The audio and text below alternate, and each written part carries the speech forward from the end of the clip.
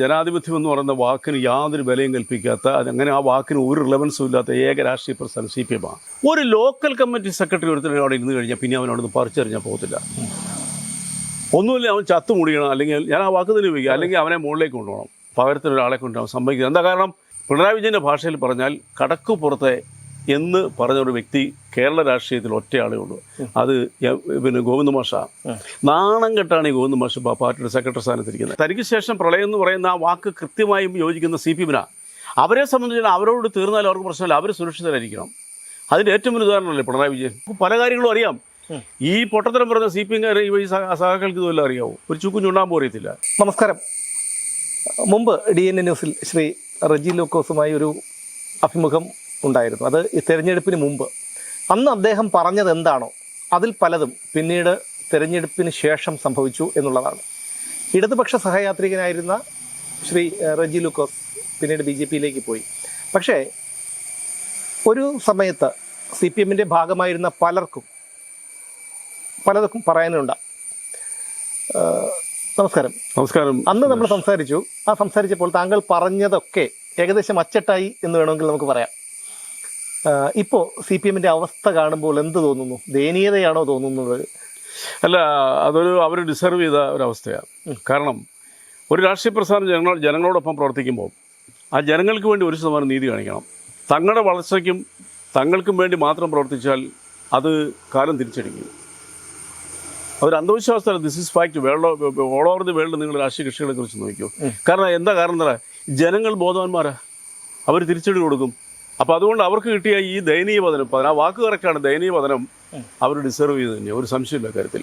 അതുകൊണ്ടാണ് ചരിത്രത്തിൽ ഇതുവരെ ഏൽക്കാത്ത രീതിയിലുള്ള ഒരു പതനം അവർ ഏൽക്കുകയും ഇപ്പോഴും അവർ തോൽവി സമ്മതിക്കാറുണ്ട്. ജനങ്ങളാണ് കുറ്റക്കാരെന്ന് പറയുന്നത്. അവിടെയാണ് എനിക്ക് വിഷയം. കാരണം താങ്കൾ ഒരുപാട് ചാനൽ ചർച്ചകളിലൊക്കെ പങ്കെടുത്തിരുന്ന ആളാണ്. പക്ഷേ ഒരു പരിധി കഴിഞ്ഞ് ഈ പാർട്ടി ഒരിക്കലും മുന്നോട്ട് പോകില്ല എന്നുള്ളൊരു ബോധ്യം താങ്കൾക്കുണ്ടായപ്പോൾ താങ്കൾ അതിൽ നിന്ന് പിൻവാങ്ങി. പക്ഷേ അപ്പോഴും ഈ ചാനൽ ചർച്ചകളിൽ വന്നിരുന്ന് പാർട്ടിയെ ന്യായീകരിക്കാൻ വരുന്നവർക്ക് ഇപ്പോഴും യാഥാർത്ഥ്യം ഉൾക്കൊള്ളാൻ കഴിഞ്ഞിട്ടില്ല. എന്താണ് അതിൻ്റെ അവരുടെ പിന്നിലുള്ള ഒരു വികാരം എന്താണ്? രണ്ട് കാര്യങ്ങൾ പറയാം.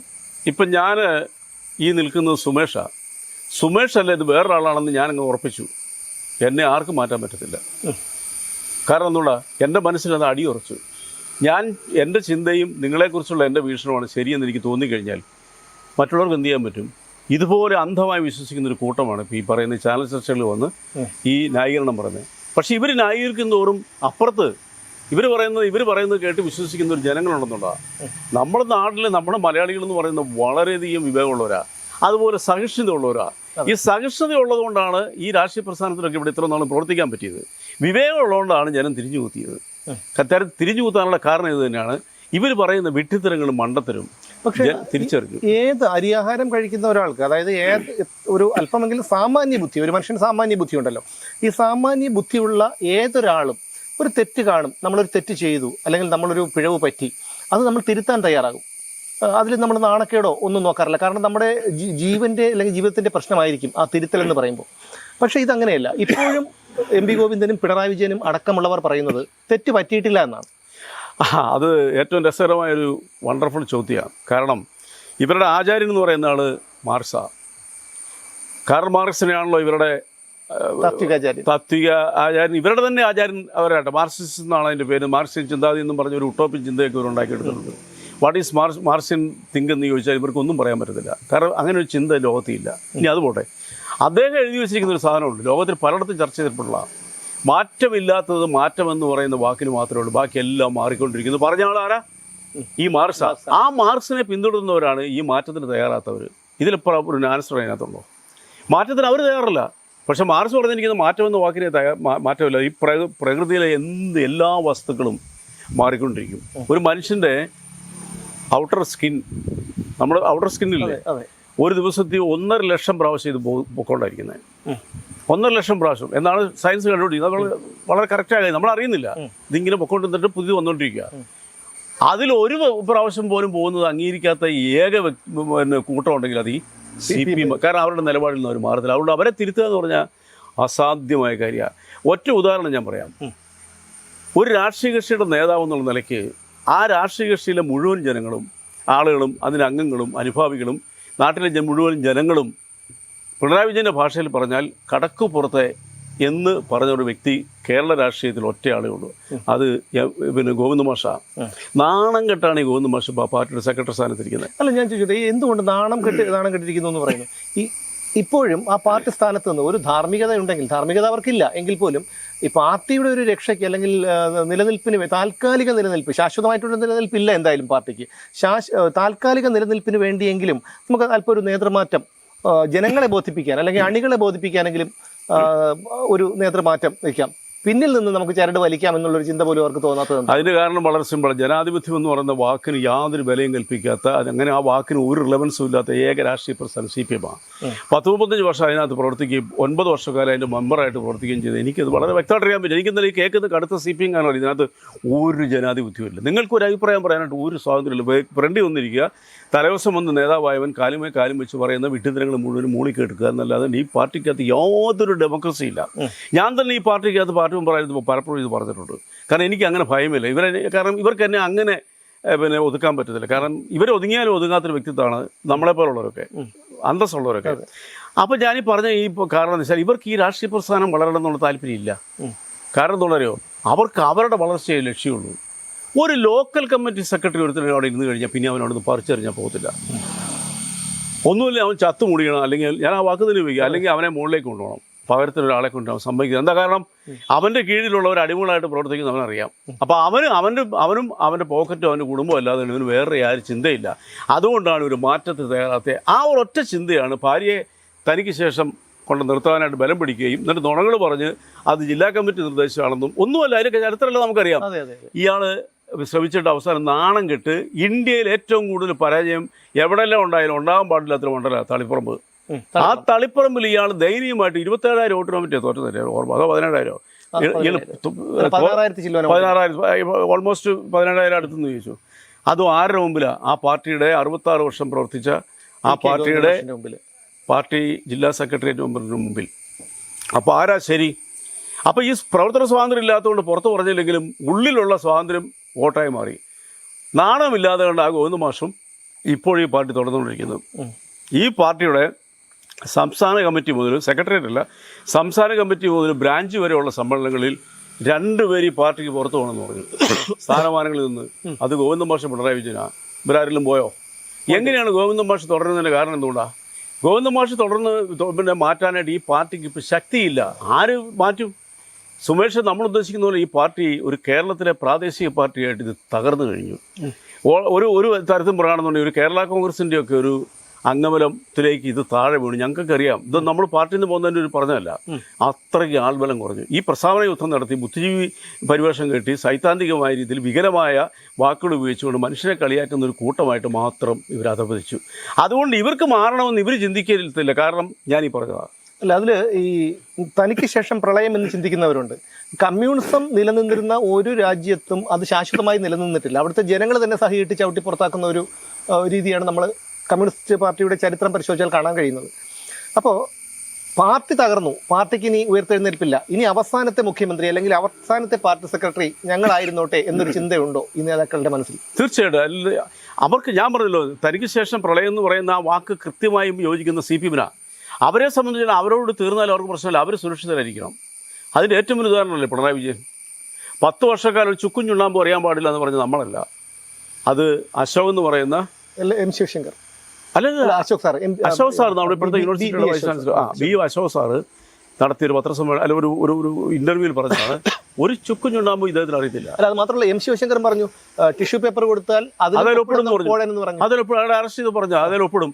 തന്നെയല്ല, സുമേഷ് അറിയുമോ എന്ന് എനിക്കറിയത്തില്ല, ഞാൻ വളരെ അടുത്ത സൗഹൃദം ഉണ്ടായിരുന്ന ആളാണ് പിണറായി വിജയൻ. എനിക്ക് പിണറായി വിജയൻ ഓഫീസിൽ പോകുന്നതിനൊന്നും ഒരു തടസ്സവും ഇല്ലായിരുന്നു, അത്രയ്ക്ക് അടുത്ത ബന്ധമുണ്ടായിരുന്നു. 2016 ഇദ്ദേഹം മുഖ്യമന്ത്രിയാണെന്ന് ആകുന്നതിന് വേണ്ടിയിട്ട് എൻ്റെയൊക്കെ ഭാഗത്തു നിന്ന് നടത്തിയ ശ്രമങ്ങൾ ഞാൻ ഇതിനകത്തോടൊപ്പം ഡിസ്കസ് ചെയ്യുന്നില്ല. ഞാൻ അനുഭവത്തെ എഴുതി എഴുതും, അത് കേരളം ഞെട്ടിപ്പോകും അത് എഴുതി കഴിഞ്ഞാൽ. കാരണം നിങ്ങൾ കേൾക്കുമ്പോൾ എന്നെപ്പോലൊരു ആൾ ഡിസ്കസ് ചെയ്യുന്നത് ഞെട്ടത്തക്കര അക്ഷരാർത്ഥത്തിൽ ഞെട്ടിപ്പോകും. അതിനുവേണ്ടി ശ്രമിച്ചയാളും ഇനി 2016 ഈ CPM-ന് ഭൂരിപക്ഷം കിട്ടിയാൽ, LDF-ന് ഭൂരിപക്ഷം കിട്ടിയാൽ അന്ന് മുഖ്യമന്ത്രിയാകാനിരുന്ന ആൾ VS അച്യുതാനന്ദനാണ്. അത് പിണറായി വിജയൻ തന്നെയാണെങ്കിൽ ഞങ്ങൾ സപ്പോർട്ട് ചെയ്യുള്ളൂ എന്നും പറഞ്ഞുകൊണ്ട് ഒരു വിഭാഗത്തിനെ സപ്പോർട്ട് ചെയ്യിപ്പിച്ചതും അതിനു വേണ്ടിയിട്ട് യെച്ചൂരിയെ കണ്ടതും ആ യെച്ചൂരി ഓക്കെ അവർക്ക് എങ്ങനെയാണ് തിരിച്ചു വന്നേ പറ്റൂ എന്ന് പറഞ്ഞതിൻ്റെയൊക്കെ പിന്നിൽ നമ്മളൊക്കെ വർക്ക് ചെയ്തുകൊണ്ട് നമുക്ക് പല കാര്യങ്ങളും അറിയാം. ഈ പൊട്ടത്തരം പറഞ്ഞ CPM ഈ സഹാക്കൾക്ക് ഇതുവല്ല അറിയാവൂ, ഒരു ചുക്കും ചുണ്ടാകുമ്പോൾ അറിയത്തില്ല. പിന്നെ നമ്മൾ വ്യക്തിപരമായ രീതിയിൽ ഒരാളെ ടാർണിഷ് ചെയ്യുന്നത് ഇഷ്ടമല്ലാത്തതുകൊണ്ട് പേര് മാത്രം നമ്മളൊന്നും പലതും പറയത്തില്ല. അല്ലെങ്കിൽ നമ്മളൊക്കെ ശരിക്കും പറയുകയാണെന്നുണ്ടെങ്കിൽ ഈ കഴിഞ്ഞ 11-12 വർഷമായിട്ട് ഈ ഇടതുപക്ഷ സർക്കാർ വരുന്നതിന് വേണ്ടിയിട്ട് നമ്മളൊക്കെ ശ്രദ്ധിച്ചത് അത് എന്താ, ആരാണോ 10 വർഷം മുഖ്യമന്ത്രി ആ ആളിന് നിർദ്ദേശപ്രകാരം, അല്ലാണ്ട് നമ്മൾ സ്വയം കരുതുന്നൊന്നുമല്ല. അതായത് 2016 തെരഞ്ഞെടുപ്പിനെ നേരിട്ടത് മുഖ്യമന്ത്രിയായി അച്യുതാനന്ദൻ വരുമെന്നുള്ള ഒരു പ്രതീതി ഉണ്ടാക്കിക്കൊണ്ട് പിണറായി വിജയനെ തീരുമാനിച്ചുകൊണ്ടായിരുന്നു. അങ്ങനെയല്ല, അന്ന് മുഖ്യമന്ത്രിയായിട്ട് അന്ന് 2011 BSന്റെ മന്ത്രിസഭ പോകാൻ കാരണം 2 MLA വരെ പുരുഷ 32ഓളം നിയോജകമണ്ഡലങ്ങളിൽ ജയിക്കാൻ സാധ്യതയില്ലാത്തവരെ ഈ പിണറായി കൂട്ടരും കൊണ്ട് ഈ ഭരണം തുടരാതിരിക്കാൻ വേണ്ടി സ്ഥാനാർത്ഥിയാക്കി. അല്ല അന്ന് മാക്സിമം ഒന്ന് ചെറുതായിട്ടൊന്നും കൂടെ ഒന്ന് പ്രചരണം നടത്തിയിരുന്നെങ്കിൽ ഈ അച്യുതാനന്ദൻ മന്ത്രിസഭ തുടർന്നേനെ. വലിയ ഭേദദോഷമില്ലാത്തൊരു മന്ത്രിസഭയായിരുന്നു. അങ്ങനെയാണ് ഈ 2 പേരുടെ ഭൂരിപക്ഷത്തിൽ ഉമ്മൻചാണ്ടി വരുന്നത്. 2016 ഈ അച്യുതാനന്ദൻ പ്രതിപക്ഷ നേതാവായിട്ട് മുടിഞ്ഞ് ഷൈനിങ് നിൽക്കുന്ന സമയമാണ്. അന്നും LDF ഭൂരിപക്ഷം കിട്ടിയിരുന്നെങ്കിൽ അച്യുതാനന്ദനെ ബന്ധമില്ല, കാരണം ഹൈക്കമാൻഡ് അച്യുതാനന്ദന് കൂടെയാണ്. അപ്പോൾ അച്യുതാനന്ദനാണ് 2016 പാർട്ടിക്ക് ഭൂരിപക്ഷം കിട്ടിയാൽ മുഖ്യമന്ത്രി ആകും എന്നുണ്ടെങ്കിൽ ഞങ്ങൾ സപ്പോർട്ട് ചെയ്തില്ല. ഞങ്ങളുടെ വിഭാഗം ഞങ്ങൾ പിണറായി സാറാണെങ്കിൽ മാത്രമേ സപ്പോർട്ട് ചെയ്യുള്ളൂ എന്ന് യെച്ചൂരിയോട് നേരിട്ട് എന്ന് പറഞ്ഞു. യെച്ചൂരി ഇപ്പോൾ ജീവിച്ചിരിപ്പോൾ അതിൻ്റെ ചിത്രസഹിതം ഞങ്ങളുടെ ഉണ്ട്. അത് ഞാൻ മാത്രമൊന്നുമല്ല, അതിൻ്റെ പിന്നിൽ വലിയ ടോപ്പിലുള്ള 1-2 പേരുണ്ടായിരുന്നു. ഞാനാണ് അതിൻ്റെ കാര്യങ്ങൾ വർക്കൗട്ട് ചെയ്തത്.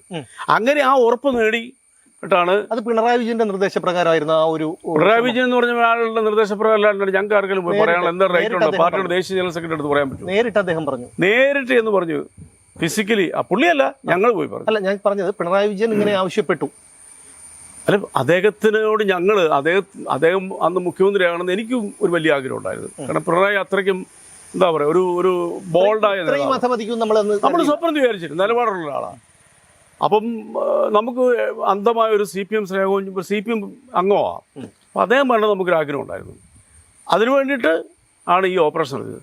അത് അദ്ദേഹത്തിൻ്റെ അറിവോടെ. ഇപ്പൊ കുറ്റബോധം ഉണ്ടോ അതില്? അന്നത്തെ സാഹചര്യത്തിൽ ഒരു കുറ്റബോധം ഇല്ലായിരുന്നു. ഇന്നിപ്പോൾ അതിനെങ്ങനെ അങ്ങനെ ഒരു എക്സ്പ്ലനേഷൻ തരാൻ പറ്റുന്നില്ല. പക്ഷെ ഒരു കണക്കിന് അത് നല്ലതായെന്ന് തോന്നുന്നു. കാരണം കമ്മ്യൂണിസത്തിന് ഒരു തകർച്ച ആവശ്യമാണ്. കാരണം നാടിന് മുന്നോട്ട് പോകണമെങ്കിൽ കമ്മ്യൂണിസം അവസാനിക്കണമല്ലോ. അങ്ങനെ നമുക്ക് ഒരു കാര്യം പേഴ്സണൽ പറയാം. പിണറായി വിജയൻ എന്ന് പറഞ്ഞ വ്യക്തി ഞാൻ കഴിഞ്ഞ ഇൻ്റർവ്യൂവിൽ പറഞ്ഞു, ഇന്നുവരെ ഞാനും അദ്ദേഹം തമ്മിൽ അകൽച്ച ഉണ്ടായിട്ടില്ല. ഞാനിന്നുവരെ എൻ്റെ സ്വന്തം കാര്യത്തിനുണ്ട് അദ്ദേഹത്തിൻ്റെ അടുത്ത് ജീവിതത്തിൽ പോയിട്ടില്ല. എൻ്റെ ഒരു പേഴ്സണൽ കാര്യത്തിന് അദ്ദേഹത്തിൻ്റെ അടുത്ത് പോയിട്ടില്ല. ഇപ്പോൾ ജീവിച്ചിട്ടുണ്ടല്ലോ, ചോദിക്കും. എന്നോട് വളരെ സ്നേഹത്തിലും സൗഹാർദ്ദത്തിലേ അദ്ദേഹം പെരുമാറിയിട്ടുള്ളൂ. എപ്പോൾ അദ്ദേഹത്തിൻ്റെ ഓഫീസിൽ കാണാൻ പോയാലും ആ പയ്യൻ്റെ അടുത്ത് കുറിപ്പ് കൊടുത്തു വിട്ടാൽ ആദ്യത്തെ ആളായിട്ട് എന്നെ വിളിക്കും. പക്ഷെ ഞാൻ നിരന്തരം പോകാറില്ല. ഞാൻ കൂടുതലും പോയിരിക്കുന്ന ഇത് വേസ്റ്റ് ടു എനർജി എന്ന് പറഞ്ഞ സ്വിറ്റ്സർലൻഡിലെ പ്രോജക്റ്റ്. ആ പ്രോജക്റ്റ് ഞാനാണ് സബ്മിറ്റ് ചെയ്യുന്നത്. ഈ ബസ്സും ഇത് രണ്ടും ആ ഗവൺമെൻറ് നടപ്പിലാക്കാതെ കൊണ്ട് പ്രതിപക്ഷത്തിൻ്റെ ആരോപണത്തിൻ്റെ പേരിൽ പിന്മാറിയത് ഈ സംസ്ഥാനത്തോട് ചെയ്ത ഏറ്റവും വലിയ ക്രൂരതയാണ്. നിങ്ങൾ യൂറോപ്പിൽ എവിടെ പോയാലും ഹെസ് എന്ന് പറഞ്ഞ വാഹനം കാണാൻ പറ്റത്തുള്ളൂ. യൂറോപ്പ് തന്നെയുമല്ല, ഒരു സംസ്ഥാന സർക്കാരിന് ഡയറക്റ്റായിട്ടൊരു വിദേശത്തെ ഒരു ഇതുമായിട്ട് മുമ്പോട്ട് പോകാൻ പറ്റില്ല. ത്രൂ കേന്ദ്ര ഗവൺമെൻറ്റാണ്. കേന്ദ്ര ഗവൺമെൻറ്റിൻ്റെ ആ പ്രതിനിധി ഒരു മലയാളി അംബാസഡർ ആയിരുന്നു അന്ന് സ്വിറ്റ്സർലൻഡിലെ. അതേ ഈ കമ്പനി വിസിറ്റിട്ട് ഗോ ഹെഡ് എന്ന് പറഞ്ഞു, നല്ല പ്രോജക്റ്റൊക്കെ കേരളത്തിലും ഇന്ത്യയിലും വരണം എന്ന് പറഞ്ഞു. ആ ലോകം മുഴുവൻ ഇതിലേക്ക് മാറിക്കൊണ്ടിരിക്കുകയാണ്. 1 രൂപ അതിനകത്ത് ആർക്കും കമ്മീഷൻ, എങ്ങനെയാണ് കമ്മീഷൻ എടുക്കാൻ പറ്റുന്നത്? അവരിവിടെ വന്ന് 2 പ്രാവശ്യം അവരുടെ എക്സ്പെൻസിലാണ് 1 ഗ്ലാസ് ചായ മറ്റു കൊടുത്തിട്ടുണ്ട് കേരള സർക്കാർ. അതാണ് അതിൻ്റെ പിന്നിൽ അഴിമതി എന്നല്ല രമേശ് പറഞ്ഞേ, അതിൻ്റെ കൺസൾട്ടൻസി അഴിമതി നടത്തുന്ന പറഞ്ഞേ. അല്ല, ഈ കൺസൾട്ടൻസിയെ മുന്നിൽ നിർത്തിയാണല്ലോ ഇവരുടെ അഴിമതികൾ മുഴുവനും നടന്നുകൊണ്ടിരുന്നത്. കൺസൾട്ടൻസി എന്ന് പറയുന്നത് ഇന്റർനാഷണൽ കൺസൾട്ടൻസി ഇല്ലാണ്ട് ഒരു എഗ്രിമെന്റ് ചെയ്യാൻ പറ്റത്തില്ല. ഇപ്പോൾ ഇന്ത്യയിലെ 22 സംസ്ഥാനങ്ങളിൽ കൺസൾട്ടൻസി മസ്റ്റാ. പക്ഷേ ഈ കൺസൾട്ടൻസിയെ മുൻനിർത്തി നമ്മുടെ ഇന്റേണൽ ആയിട്ടുള്ള ഏത് പ്രോജക്റ്റിലും കോടികൾ തട്ടിപ്പുറത്താണ്. അതാണ് ഞാൻ പറഞ്ഞത്. കാരണം ഈ കൺസൾട്ടൻസിയെ മുന്നിൽ നിർത്തിയാണ് ഒരു സ്പ്രിംഗ്ലറിന്റെ വിഷയമായിരുന്നാലും ഏതായിരുന്നാലും അവർ ചെയ്തുകൊണ്ടിരുന്നത്. സ്പ്രിംഗ്ലറും സൗജന്യമായിട്ട് കൊണ്ടുവന്ന സേവനമാണ്. അതറിയാമല്ലോ. മാവേലിക്കരക്കാരൻ പാവപ്പെട്ട വീട്ടിലെ ചെറുപ്പക്കാരൻ പോണ്ടിച്ചേരി യൂണിവേഴ്സിറ്റിയിൽ പോയി ഇലക്ട്രോണിക്സിൽ PhD ചെയ്ത് അയാൾ അമേരിക്ക പോയി സ്വന്തമായിട്ട് തുടങ്ങിയ ഒരു സ്ഥാപനമാണ് സ്പ്രിംഗ്ലർ. അതിൽ യഥാർത്ഥത്തിൽ അഴിമതി ഇല്ലായിരുന്നു. അതിനകത്ത് എന്ത് അഴിമതി? 113 രാജ്യങ്ങളിൽ അയാളുടെ ആപ്ലിക്കേഷൻ ഇന്ന് ഉപയോഗിച്ചുകൊണ്ടിരിക്കുന്നത്. ഐക്യരാഷ്ട്രസഭ അംഗീകരിച്ച നമ്മുടെ ഈ ആരോഗ്യരംഗത്തെ പല ഡാറ്റകളും മറ്റ് പരസ്യമാവുന്നുള്ള ഒരു ആരോപണമൊക്കെ ഉണ്ടായിരുന്നല്ലോ. അത് യഥാർത്ഥത്തിൽ എന്താണ്? സുമേഷ്, സത്യം പറഞ്ഞ ഫൂളിഷ്നെസ്സാണ്. ഇപ്പം ഞാനും നമ്മൾ തമ്മിൽ ഇന്റർവ്യൂ നടക്കുന്നില്ലേ, ഇത് വേൾഡ് വൈഡ് പോകും. എന്നെക്കുറിച്ച് എന്തെങ്കിലും എഴുതുന്നുണ്ട് എൻ്റെ പ്രൊഫൈലിലേക്ക് നോക്കിയാൽ എല്ലാം അറിയാം. നമുക്കിത് ഹൈഡ് ചെയ്യാൻ പറ്റിയില്ല. അതുകൊണ്ട് എങ്ങനെ ഒരു ഡേറ്റ കച്ചവടം ചെയ്യാൻ പറ്റും? That is absolutely foolishness. ഒന്നും ചെയ്യാൻ പറ്റില്ല ആർക്കും. നമുക്ക് മറച്ചു വെക്കാൻ പറ്റുമോ നമ്മളെ? എനിക്ക് എന്നെ മറച്ചു വെക്കാൻ പറ്റുമോ? ഞാൻ ആരാണെന്നുള്ളത് എനിക്കിപ്പോൾ ഇനിയിപ്പോൾ അവർ ഡേറ്റ എടുക്കണം. അല്ലാണ്ട് ഈ നാട്ടിൽ ഒന്ന് ആരോട് ചോദിച്ചാലും പറയല്ലേ അദ്ദേഹത്തിന്? അതൊക്കെ അന്ന് ഈ ആരോപണത്തിലുണ്ട് പറഞ്ഞു. നമ്മളെല്ലാം പറയുമ്പോൾ എല്ലാം പറഞ്ഞല്ലോ. ഈ ചെറുപ്പക്കാരൻ ഫ്രീ ഓഫ് കോസ്റ്റിലാണ് ഈ ആപ്ലിക്കേഷൻ കേരളത്തിൽ കൊണ്ടുവന്നത്. അന്ന് വലിയ രീതിയിലുള്ള അഴിമതി, അതൊക്കെ അതാണ് പറഞ്ഞത്. സില്ലി മാറ്റർ പോലും പ്രാധാന്യമില്ലാത്ത ചില അഴിമതി ആരോപണങ്ങൾ രമേശ് ചെന്നിത്തല കൊണ്ടുവരുന്നു. അത് അവരുടെ പൊളിറ്റിക്കൽ ഇതാണെന്ന് കൂട്ടിക്കോ. പക്ഷേ സ്ട്രോങ് ആയിട്ട് നിലപാടെടുത്ത് മുന്നോട്ട് പോകാനുള്ള കപ്പാസിറ്റി അന്നത് മുഖ്യമന്ത്രിക്കില്ലാതായി പിണറായി വിജയൻ. കാരണം മറ്റു പല എതിർപ്പുകൾ വന്നപ്പോൾ പല പദ്ധതികളും ഇതിനേക്കാളും വലിയ പദ്ധതികളൊക്കെ നടപ്പാക്കിയ ആളാണ് മുഖ്യമന്ത്രി പിണറായി വിജയൻ. ആണല്ലോ. ഒന്ന് നമ്മുടെ ഈ പവർ ഹൈവേ, ഇടമണ്ണ ഹൈവേ ഇപ്പം നമ്മളിതിലെ പോയിക്കൊണ്ടിരിക്കുന്നത്, അത് പിന്നെ നമ്മുടെ കന്യാകുമാരിയിലെ പ്രോജക്റ്റാണ്. കേന്ദ്ര സർക്കാരിൻ്റെ പ്രോജക്റ്റിലൂടെയാണ് ഇപ്പോൾ നമുക്കിവിടെ കറണ്ട് കിട്ടുന്നത്. അതിനുശേഷമാണ് ഈ മധ്യതിരാങ്കൂറിൽ വെളിച്ചം ബ്രൈറ്റായിട്ട് വരുന്നത്. മറ്റെല്ലാം ഇതായിരുന്നു, വളരെ വോൾട്ടേജ് കുറവായിരുന്നു. അത് പുതുപ്പള്ളി വന്നപ്പോഴത്തേക്ക് ഉമ്മൻചാണ്ടി അത് നിർത്തി. ആരാണ്ട് എതിർപ്പ് പറഞ്ഞു. അത് കംപ്ലീറ്റ് ചെയ്ത് ഈ പിണറായി വിജയനാണ്. പക്ഷേ അത് പിണറായി വിജയൻ്റെ പ്രോജക്റ്റ് അല്ല. അദ്ദേഹം അത് കണ്ടിന്യൂ ചെയ്ത് മാത്രമേ ഉള്ളൂ. കണ്ടിന്യൂ ചെയ്തു. NH 66 ആരുടെ സൃഷ്ടിയാണ്? NH 66 ശരിക്കും പറയുകയാണെന്നുള്ളത് അച്യുതാനന്ദ സർക്കാരിൻ്റെ കാലത്ത് പ്ലാൻ ചെയ്ത് ഉമ്മൻചാണ്ടി സർക്കാർ അത് വന്നു. അവസാനം അത് നടപ്പാക്കാൻ പറ്റിയാലെന്ന് പറഞ്ഞുകൊണ്ട് ഓഫീസ് പൂട്ടിക്കൊണ്ടുപോയി നാഷണൽ അതോറിറ്റി. അത് പിണറായി വിജയൻ തിരിച്ചു വന്നപ്പോൾ അതിനുവേണ്ടി ഇനിഷ്യേറ്റീവ് എടുത്തു. അന്ന് ഗുരുത്വത്തിന് കേരളത്തിനോട് താല്പര്യമുള്ള നിതിൻ ഗഡ്കരി, കേരളത്തിനോട് അല്ലെങ്കിലും താല്പര്യം കുറവൊന്നും BJP സർക്കാരില്ല. അതിൻ്റെ കഥകൾ പറഞ്ഞാൽ 2 എപ്പിസോഡ് വരും. അത് വീണ്ടും റീഓപ്പൺ ചെയ്തു. 5560 കോടി രൂപ വസ്തുവിൻ്റെ പൈസ കോമ്പൻസേഷൻ കൊടുത്തുകൊണ്ട് ഈ പദ്ധതി മുമ്പോട്ട് പോകുന്നു. ഇവർ പറയണത് ഇന്ത്യയിൽ ആദ്യമായിട്ട് ഏറ്റവും കൂടുതൽ പൈസ മുടക്കിയ സംസ്ഥാന സർക്കാർ കേരളം എന്നുള്ള പച്ചക്കള്ളം. അതിൻ്റെ ഡേറ്റ കഴിഞ്ഞ ദിവസം ചർച്ച ഞാൻ തന്നെ അവതരിപ്പിച്ചു. അതെല്ലാവർക്കും അറിയാം. ഹിമാചൽ പ്രദേശ് മുഴുവൻ സ്ഥലവും പൂർണ്ണമായിട്ട് വിലക്കെടുത്തിട്ട സംഭവം. പഞ്ചാബ്, ഉത്തർപ്രദേശ്, മഹാരാഷ്ട്ര. കാരണം വസ്തു ഏറ്റെടുക്കേണ്ട ചുമതല എന്ന് പറയുന്നത് അതാത് സ്റ്റേറ്റിൻ്റെയാണ്. കൺസ്ട്രക്ഷൻ എന്ന് പറയുന്നത് ആരുടെ ഉത്തരവാദിത്തമാണ്? സ്റ്റേറ്റിൻ്റെ അല്ല. കൺസ്ട്രക്ഷൻ എന്ന് പറയുന്നത് നാഷണൽ അതോറിറ്റിയാണ്. പക്ഷെ അത് ഇനിഷ്യേറ്റ് ചെയ്തു. ഇതിനകത്ത് മറ്റാരോപണങ്ങളില്ലായിരുന്നു. പക്ഷെ ഇപ്പോൾ ആരോപണങ്ങൾ വരുന്നുണ്ട്. ആ കഥകളൊക്കെ ഇപ്പോൾ പുറത്തു വരും. അത് പക്ഷേ ഇദ്ദേഹത്തിൻ്റെതായ ഒരു പ്രോജക്റ്റ് ഏതെങ്കിലും കേരളം നടത്തിയതായിട്ട് സുമേഷ് പറയാമോ? ഇതെല്ലാം മറ്റു സർക്കാരുകൾ കൊണ്ടുവന്നു. അതാണ് ഈ വിഴിഞ്ഞം തുറമുഖത്തിൻ്റെ കാര്യം മാത്രം എടുക്കാമല്ലോ നമുക്ക്.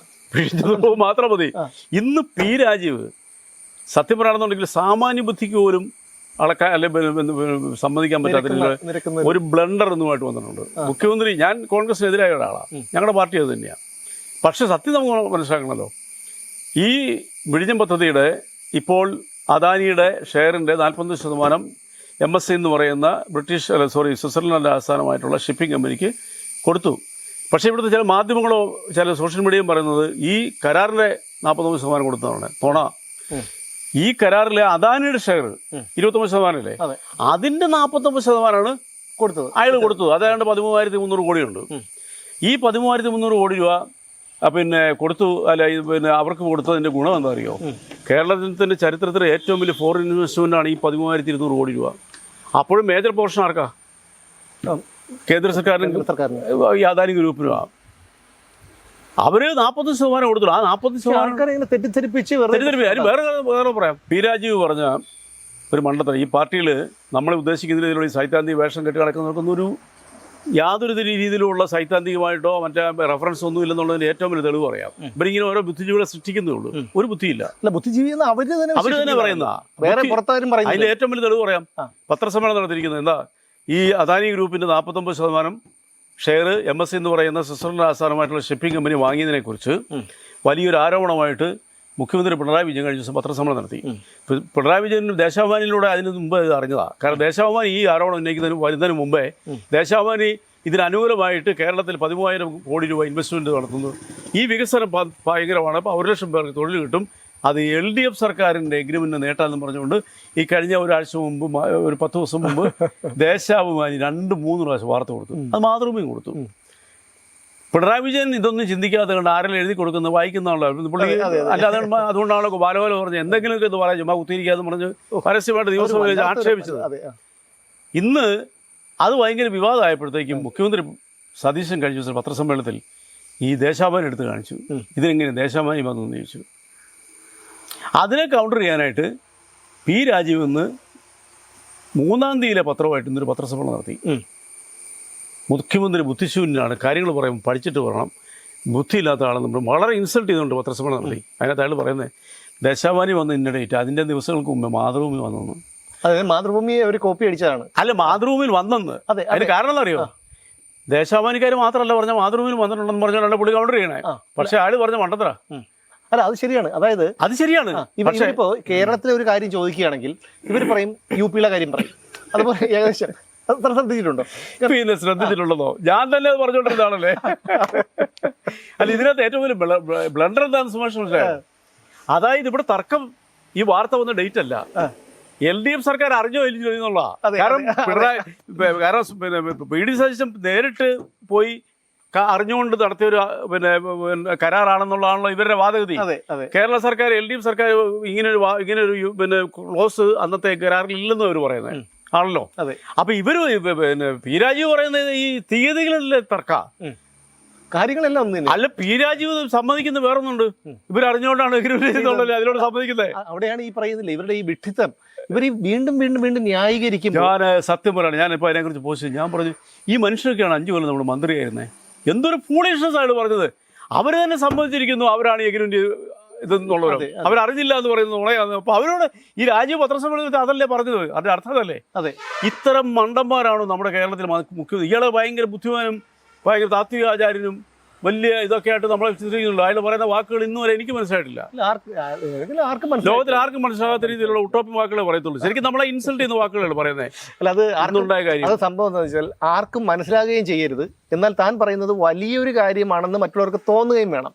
അതിനുള്ള ശ്രമമാണ് അദ്ദേഹം നടത്തിക്കൊണ്ടിരിക്കുന്നത്. ഐ ആം ബിയോണ്ട് അതേഴ്സ് എന്ന് പറയത്തില്ല, ഞാൻ ഇവരെക്കാളൊക്കെ ഉയരത്തിലാണ് പറയുന്ന. ആരോടാ? വിദ്യാഭ്യാസമുള്ള ഒരു മനുഷ്യരുടെ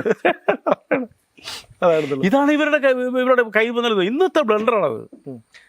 ഞാൻ അത്ഭുതപ്പെട്ടു. എനിക്ക് ഈ സാമാന്യ ബുദ്ധിയുള്ള ആരില്ല ആ അവകാശമുണ്ട്. പത്രക്കാരെന്ത് കൊണ്ടട്ടെ, ഇവര് തന്നെ സമ്മതിക്കുമല്ലോ ഇവരെതിരെ പറയുന്നതിന്. അല്ല, ഇതിങ്ങനെയാണെന്നുള്ളവരും അതിലൂടെ അത് അതുപോലെ തന്നെയാണ് ഈ പിണറായി വിജയൻ മുഖ്യമന്ത്രിയായിരുന്ന സമയത്താണ് ഈ മാസപ്പടി കേസ്, CMR എക്സാലോജിക്കുമായി ബന്ധപ്പെട്ട മാസപ്പടി കേസ് വരുന്നത്. അന്ന് BJP കേന്ദ്ര സർക്കാരാണ്, കേന്ദ്ര BJP ആണ് ഇവരെ സംരക്ഷിക്കുന്നതെന്നുള്ളൊരു തോന്നൽ ജനങ്ങളിലുണ്ടായിരുന്നു. അത് ഞാനും വിശ്വസിക്കുന്നു ഒരു പരിധിവരെ അത് യാഥാർത്ഥ്യമാണെന്ന്. പക്ഷേ ഇപ്പോൾ മാറി വന്നിരിക്കുന്നു. ഇപ്പോഴും പക്ഷേ അന്വേഷണം അറസ്റ്റിലേക്കോ മറ്റു നടപടികളിലേക്കോ പോകുന്നില്ല. BJPക്ക് അങ്ങനെ ഒരു മുമ്പ് അങ്ങനെ ഒരു ഇൻവോൾവ് ഉണ്ടായിരുന്നോ? പിണറായി വിജയൻ എന്ന് പറയുന്ന ആൾ അയാളെയും അയാളുടെ കുടുംബത്തെ അല്ലാതെ കൊണ്ട് ഈ ഭൂമിയിൽ ആരെയും സ്നേഹിക്കുന്നില്ല എന്നുള്ളതിൻ്റെ ഏറ്റവും വലിയ തെളിവാണ് ഈ നന്ദികേടെന്ന് പറയുന്നത്. ഇന്ന് പിണറായി വിജയൻ്റെ മകള് അറസ്റ്റിൻ്റെ വക്കീലാണ്. കാരണം 2 കാര്യങ്ങൾ. കോടിയേരി ബാലകൃഷ്ണൻ എന്ന് പറഞ്ഞാൽ വളരെ മാന്യനായ, എനിക്ക് വളരെ അടുത്ത ബന്ധമുള്ള ഒരാളാണ്. ആ വ്യക്തിയോട് ചെയ്തത് എല്ലാവരുമായിട്ട് നല്ല ഡിപ്ലോമസിയിൽ കൈകാര്യം ചെയ്യുന്ന മനുഷ്യനാണ്. അദ്ദേഹത്തിനോട് ചെയ്തോളും ക്രൂരത ഈ പിണറായി വിജയൻ ഇനി ആരോടും ചെയ്യാനില്ല, ചെയ്യത്തുമില്ല. ഇതിനൊരു മറുപടി കാലം അതിലേക്ക് കൊടുക്കും. അതേ അമേരിക്കയിൽ സ്ഥിരമായിട്ട് പോകുന്നുണ്ട്. എം വി ഗോവിന്ദൻ്റെ മകൻ അതായത് ഈ പറയുന്ന മകൻ്റെ ഭാര്യ US പതിവായിട്ട് യാത്ര ചെയ്യുന്നുണ്ട്. പക്ഷേ ഈ സംഭവം നടക്കുന്നതിന് ദിവസങ്ങൾക്ക് മുമ്പ് വരെ ഈ M സ്വരാജും ഭാര്യയോടൊപ്പം ന്യൂയോർക്കിലുണ്ടായിരുന്നു. അതെനിക്ക് വ്യക്തമായിട്ടറിയാം. സംശയം ഉണ്ടെങ്കിൽ M സ്വരാജ് നിഷേധിക്കട്ടെ. ഒന്ന് ആലോചിച്ച് നോക്കി, അത് രഹസ്യയാത്രയായിരുന്നു. ഈ കച്ചവടത്തിൻ്റെ പിന്നിൽ ഒരു അട്ടിമറിയുണ്ട്, സാമ്പത്തിക തട്ടിപ്പുണ്ട്. ഈ കച്ചവടം ചെയ്തത് 3-4 കോടി രൂപ CPMൻ്റെ അക്കൗണ്ടിലേക്ക് അയച്ചിട്ടുണ്ടെന്ന്